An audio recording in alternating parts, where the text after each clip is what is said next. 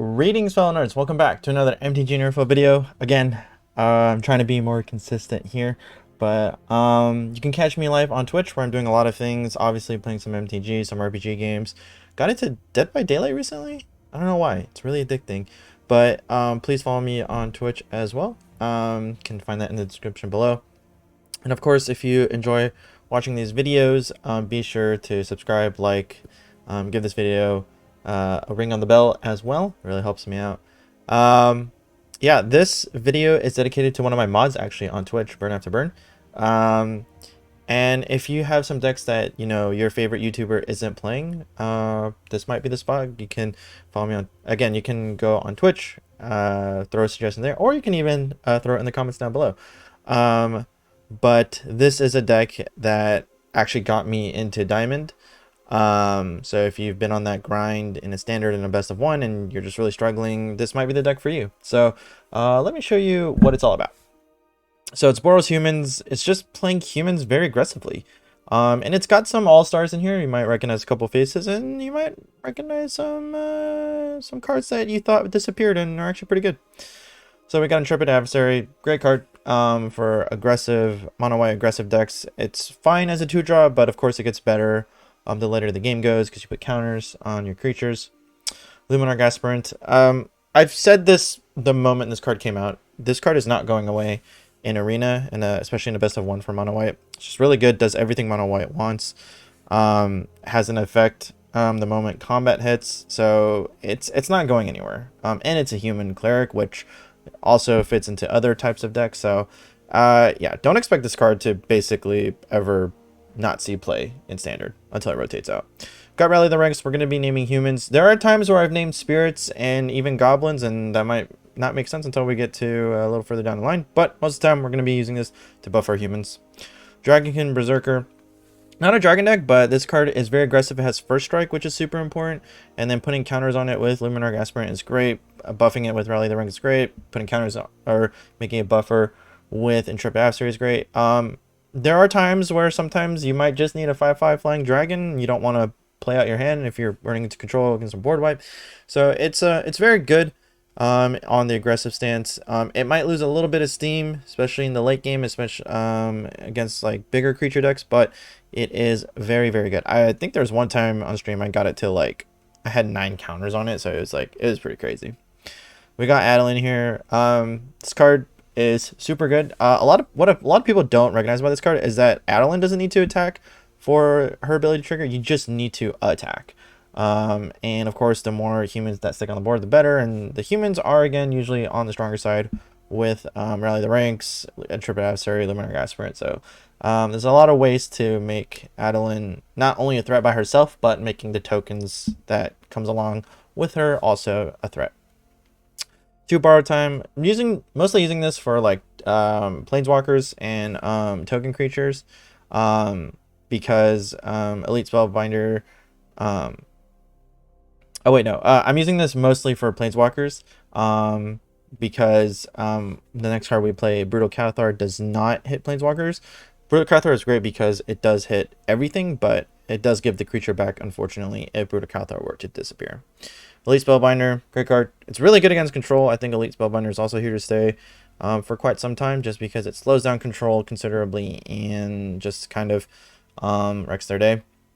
Reckless Stormweaver, which is a human. Oh, by the way, point out the werewolves, they're still human on the front side. So very good, very aggressive. And then if we switch it tonight, even better. Blade Historian gives all our creatures double strike, so just another way for us to get aggressive. We got Mirror's Call, Shadow Skull Smashing, Snow Covered Plains, and then we got 2 Den of the Bugbears, which is probably one of the better cards against control, surprisingly.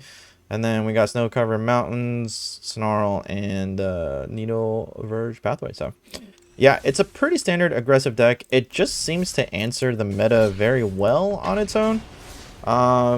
Just like the creatures you play have some sort of impact, and making them bigger puts them on a higher level threat. So I enjoy utilizing this, and again, it got me to Diamond, I'd say, relatively quickly. I mostly use this actually, and mono white to climb. This is a hand I'm probably gonna send back because I can't guarantee anything beyond 2 cards, so I'm gonna go ahead and send that back. This hand's good. What do I send back here? Probably rally the ranks here. I would love to buff my creatures, but it would have been a perfect 7-hand keep, but not in this case. Yeah, I think it was the right call. I don't need to show him anything, so I'm just gonna put that tapped because I don't have a turn 1 play. Sweet. Alright. I'm just gonna go ahead, play the very aggressive Dragonkin Berserker. If he wants to bounce that, that's fine. I do expect to bounce. Or an Infernal Grasp. Actually, even better. Again, that's one of our weaker 2-drops, so I'm totally okay with that. We're gonna set this to red. And then I'm actually gonna take a peek at the opponent's hand here. I expect a counterspell, and that is totally fine. I actually see a bounce. It's even better in some cases. So it looks like Dimir control. I usually see like Jeskai or Is It these days, but it looks like opponent has opted for Dimir. Could be Grixis for all we know. Nope, it looks like it is Dimir. Opponent gains some life here, foretelling a card. Probably an Auron's Epiphany of a sort. But let's see, what do I not want to see? Definitely don't want to see the Meat Hook. I don't really care about Test of Talents. Test of Talents is like useless against me, so Meat Hook is probably the worst card I can run into right now. So that's what I'll get rid of. And then play this as a tap land. And we'll pass turn. So opponent didn't draw a land. It's pretty solid actually. I'm gonna go ahead and just present a threat with Stormseeker. So not only does this make it day if it resolves, but it will be able to attack. Oh, it's a saw it coming. Okay, that's a little unfortunate actually. Maybe in that case I should have played Intrepid Adversary, but that is totally fine regardless. Siphon Insight is here. Okay, sure. I'm not particularly worried about Siphon Insight. He also has like pretty much 2 dead cards in my opinion. I'm not really playing instants and sorceries. What I would really like is for a creature. I would like a Den of the Bugbear. Plays one of my lands. Sure, no problem. I'm gonna go ahead and play Intrepid Adversary. It'll kind of force the opponent to make a decision here. So that was my mistake. Should have played that last turn, but hey, you know, it's alright. So again, this will put on the aggressiveness a little bit. I also don't want to like play too many creatures personally because of the Meat Hook Massacre. So he has to pay 2 to get it going, and then so basically he has the mana to launch the Meat Hook Massacre. So I actually really don't want to play any more creatures at this point. Most likely, Yes, 3 cards I don't know about. There is a Meat Hook being launched there. So, it's a little unfortunate, but I think it's fine. This is actually fantastic here. It's probably one of the better situations here. Another Meat Hook. Auron's Epiphany can be annoying, but I actually think Meat Hook is the bigger threat. So, I'm going to get rid of it. And then do this. I think it'll force the opponent to, like, consider playing Meat Hook again just to clear the board. And it's a legendary enchantment, so he won't get double counters. And now that he's played the Auron's Epiphany, I mean, he's probably not too attached to his birds, but still, it'll be good nonetheless to kind of just apply some pressure in somewhere for him. No blocks. What I'm going to do here is I'm going to boast with Dragonkin Berserker as long as that lives. I just need to make it to attack phase and then attack, and then we'll be set. So, and then the Meat Hook really doesn't mean anything else to me. Again, that is fine. Albeit slightly annoying, but it's something I can work with. Siphon Insight. Starting to become a slight nuisance, but nothing unreasonable, I would say. Alright, and now we get to both. Okay, now that Meat Hook Massacre has pretty much become a pretty bad card, and I really don't have to play anything else at this point. I can kind of force the opponent to launch the Meat Hook, but I'll still be able to kind of get a board presence going. Again, 2 dead cards against my deck. Does get the 5 out. Okay, that's fine. And now we kind of get to just Illuminarch here. I could play the Brutal Cathar, but he might have stolen a creature, so I'm gonna play a little bit slow. He might have stolen a good creature from me, and I just need to kind of be wary of that. Stole land, that's fine. Alright, Memory Deluge here, gonna see a lot of cards, gonna get 2 of them. So, this is a little frightening, I have to say, but I think we'll be okay for now. I also do think it was the right choice to force the opponent to play Hook Massacre for all their mana. Probably has 4 copies, probably gonna get another one.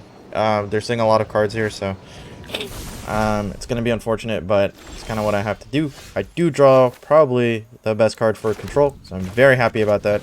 Honestly, Den of the Bugbear is like one of the better cards against control, just because it's a land. They can't really react to it in a good way, so it's really good. Saw it coming, sure. Then I will just continue to apply some pressure. Again, 2 dead cards. Very happy about that. I'm just holding the Brutal Cathar for now. I don't need to launch it. I kind of want the opponent to feel pressured on their own. Firework kill coming in here. Fine.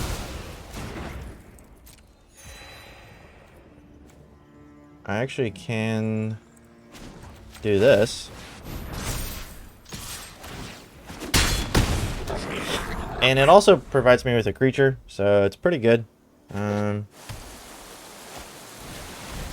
Discard 2 cards. Oh, it's actually super unfortunate. I actually do. Sure, that's fine. I don't care about my graveyard, so yeah. Oh, looks like it was the right call. I will just continue the pressure of the Den of the Bugbear. Again, one of the best cards you can throw at control. And next turn will be lethal, actually, so I feel pretty good. They are going to Siphon Insight here. They could do it multiple times, too, which is a little unfortunate. Oh, Den of the Bugbear. Alright, that doesn't save them. Creature won't save them either, actually. So, I actually don't know if I regain control. I could play one of these. It don't really make that much sense. So I'm just going to pass the turn. I actually don't know if I do regain control with Brutal Cathar. Be curious to find out. Because I am the owner, right? It doesn't control it as far as I'm concerned. So.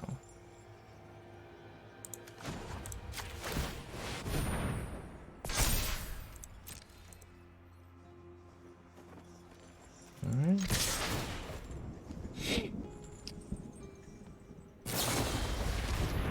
Okay. Yeah, so I do own Adeline. That's what I thought. Okay, sweet. That worked out fantastically. I was going to say, because I technically control Adeline. So. And he actually can't activate the Den of the Bugbear because he doesn't have red mana. That actually worked out really well. Yeah. You may have access to my card, but you don't have access to red mana. So, honestly, again, Den of the Bugbear, one of the best cards against control. It's truly one of the best cards against control. So, boom, easy win there. I also had Elite Spellbinder, which was really good in that situation because I could see their hand, kind of work around it. They did play Test of Talents, which, like, I don't blame them for playing that card because of the meta right now. Like, running into Is It Spells is like, if you can Test of Talents, like Memory Deluge or Alan's Epiphany, you have pretty much cut them off at their best chances of winning. So I don't blame them. Again, this card doesn't play instants and sorcerers. It's just playing humans that get really big. Like, there's no, it's a pretty much like a, there's not much thinking that goes into like your strategy. It's, I mean, there's thinking in terms of like, okay, like I can't like just run into whatever they're playing, but overall it is just a very, very, like, it can counter some decks pretty hard. A little nervous about this here. Den of the Bugbear coming out turn 1. That is terrifying. A lot of creature lands coming out here, and it's an Is It deck nonetheless. So I'm just gonna start this off with the Dragonkin Berserker. I expect the Play with Fire to come in at this point because there was a slight pause on the 1 mana red. Looks like that's not the case. maybe he's not ready to launch it on said Dragonkin Berserker, so... Okay, opponent's still kind of holding back here. So, I'm gonna... If I don't go to combat with any of these guys, I pretty much am forced to play the Spellbinder. So, that's what I'm gonna do, though. It's always good to get information from your opponent. I expect like a divide by 0 or something at this point, which is fine. Because what will happen here is that if he does, I have access to Elite Spellbinder to resolve. It's actually a Prismari command, which is even better, honestly. Still 1 mana. I feel like this is a play with fire. Like, I really don't see any other card it could be. I do still get to resolve the Elite Spellbinder. Oh, it's actually... Okay, that's fine. Yeah, I mean, he's going to get this off, but I don't really care. Elite Spellbinders and things, I've stalled the Goldspan Dragon, which is huge.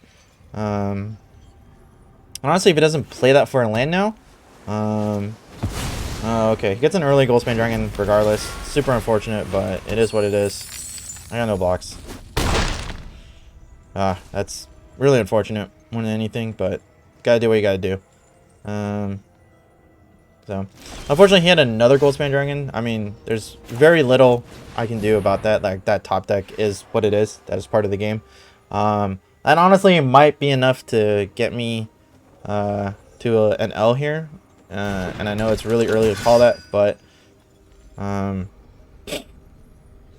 it is going to be very tough. This is going to force him to spend his mana, though, which is nice. So there is that. So, alright, I'll take it. What I would really like is to draw mana to play an Intrepid Adversary and buff my creatures, but I think Goldspan Dragon just has so much value. It's insane. It's strong. Provides... Oh, well, this could help. It'll buy me time, if anything. It's not going to do a whole lot, but you can work with it. Alright, well, that's unfortunate, but it is what it is. I also haven't been drawing mana, so I've been able to do anything I wanted to do, but...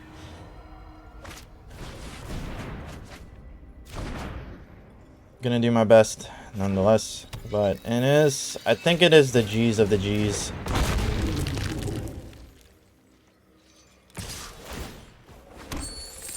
Yeah, that's 4 mana there. Kinda crazy, honestly.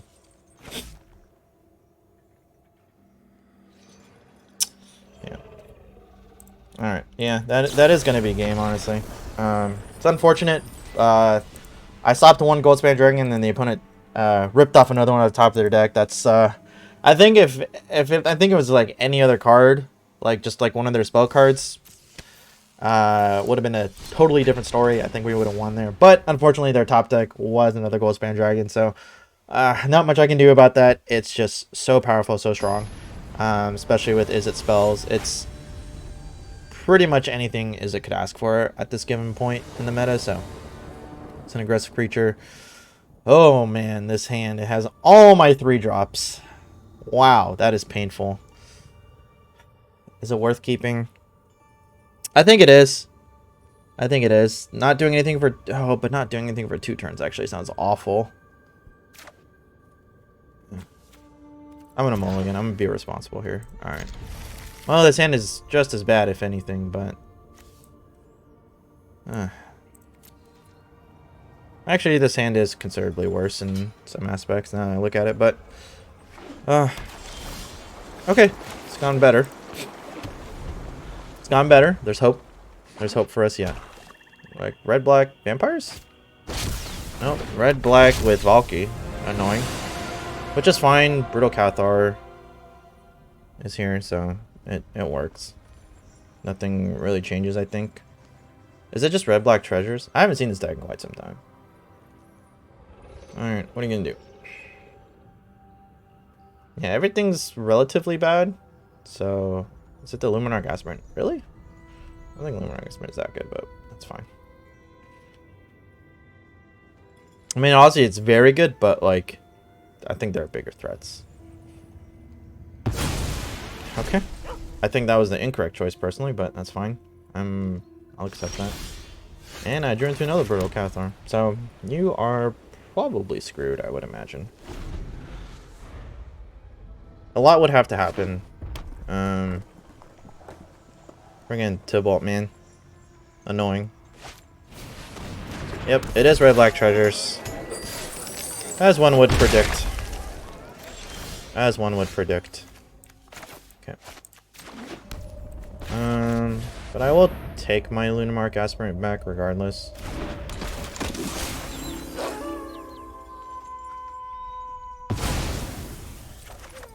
Yeah. It's just solid in general, so don't see why not. This also forces the opponent to... I mean, red-black usually play something on their turn, but it will force them to do so every turn. Yep, another Goldspan Dragon. It's the name of the game. Play Goldspan Dragon, which is fine. It's like a fly buzzing around me. Alright, Adelin's gonna come in here. The reason I'm playing Adelin over the Blade Master is because I want Adelin to also get the Blade Master buff when it comes out. I'm well aware of the blocks. Like, it's not the greatest of attacks, but once the Blade Master comes out, it will be a total game changer. I just kind of need to survive until then. And yeah, I think we can take over the game from here, honestly. I'm not too worried about anything else that happens. Like, Goldspan Dragon hitting me is definitely a pain, but like, there's not much I can do about it. I don't have reach. And now it is night. Actually, if I played 2 spells here, well, actually I can't, but oh, another Goldspan Dragon. Or another Brutal Cathar. You know what? I'm just gonna play another Brutal Cathar. Why not?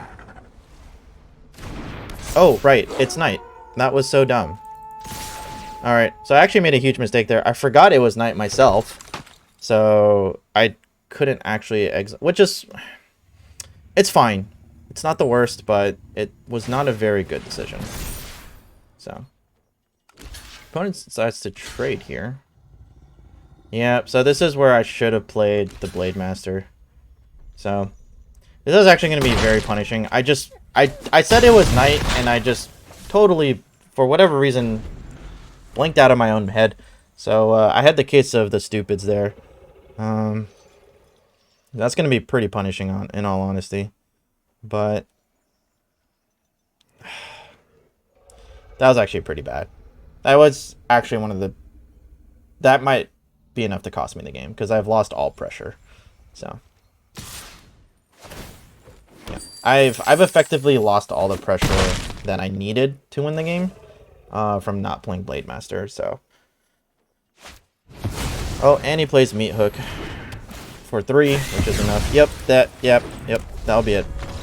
Okay, so huge mistakes were made there. I don't know if it would have mattered knowing now that he had Meat Hook Massacre, but I just lost all the pressure that I could have gained, and Adelin being on the field would have also made him play Meat Hook for 4 if he wanted to get rid of Adelin. Probably would have continued to play it for 3 anyway because the Blade Master is a 2/3. So I've just made enough mistakes to where it looks like this deck is bad, but it's not. I am actually just a terrible pilot. All right, I'm gonna keep this. I mulliganed cards for 3 mana last time, and I think, to be fair, I do draw pretty terribly for the most part. Like, I actually did a spreadsheet on Twitch once, and like the odds of like all the things that were happening to me that like shouldn't have happened were very, like, it was exceptionally high. Like all the things that, like, you know, curve on the 50-50 or whatever, like it was happening. It was a lot. I'll just say that. There's a lot happening. All right, I'm gonna go ahead and attack here. I don't need Ellen to trigger right now. I actually kind of want to see what's going on with the opponent's hand a little bit. I expect to divide by 0. Yeah, and like I'm so used to playing against like blue players that like I know what to expect. I mean, divide by 0 is a pretty solid card. I'm not gonna like bash on it too much, but I actually don't think it's like. I actually think there are cards that like straight up like counterspells might be a little bit better in my opinion. So, all right, this is interesting. So, I do want to see what's in the opponent's hand at the end of the day, so I am going to take a peek. Oh, there's a Meat Hook Massacre. For double black? Oh, okay, this actually makes a lot of sense. Okay. It's actually pretty tough. Divide by 0. I mean, divide by 0 doesn't wipe my board, so it's fine. And actually, he's going to be more or less forced to play divide by 0, I think.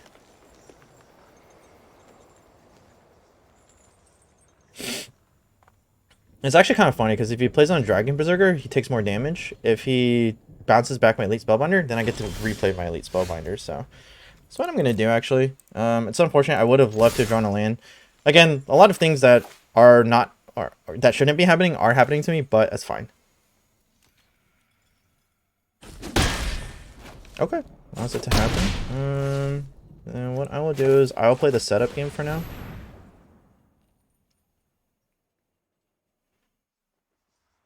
And if he bounces this, then I'll just replay it. Like, it's not a big deal.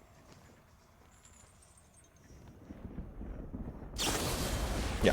Like, again, he actually didn't gain anything.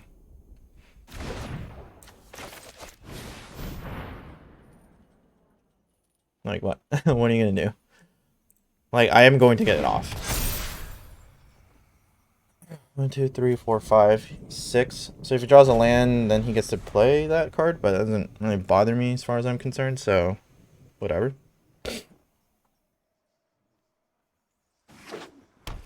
Actually doesn't get to play it because he drew a tap land. How unfortunate. Yeah, I'm not really sure what he's doing with the Meat Hook. I don't know if he like needs to adjust his lands or something. I guess I didn't need to, but whatever. It's fine. And I drew a land.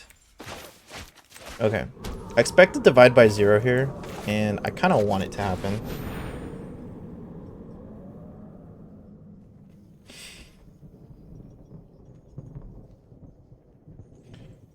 Because then I get to play the Lumeric Aspirant, and then kind of get to do whatever I want, more or less, from that point afterwards.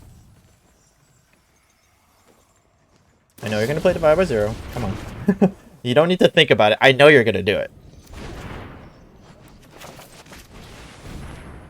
Okay. And then we continue the onslaught. I actually want to make Elite Spellbinder a threat, because if he wants to bounce it or kill it, like, he'll still have other things to worry about. I'm not really sure how he's going to play the Meat Hook, or even this card, now that I think about it. So, I'm not sure.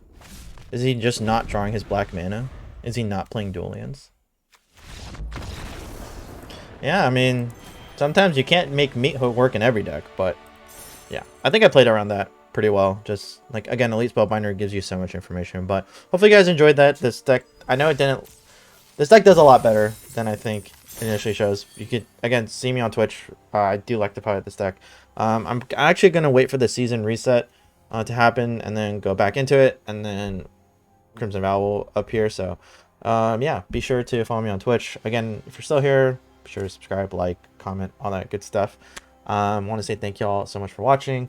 Appreciate the love, appreciate all the support here and on Twitch. And yeah, of course, right now YouTube is showing you my most recent video, and a video that YouTube thinks you'll like. I'll actually go back to making more commentary videos as well. I'm more or less finalizing my schedule with my work and hobbies and all that stuff. So I'll be doing more commentary videos at some point. I want to talk about Crimson Vow, of course, and all that good stuff. So yeah, be on the lookout for those. And thank you all so much for watching. I'll see you for the next Nerdville.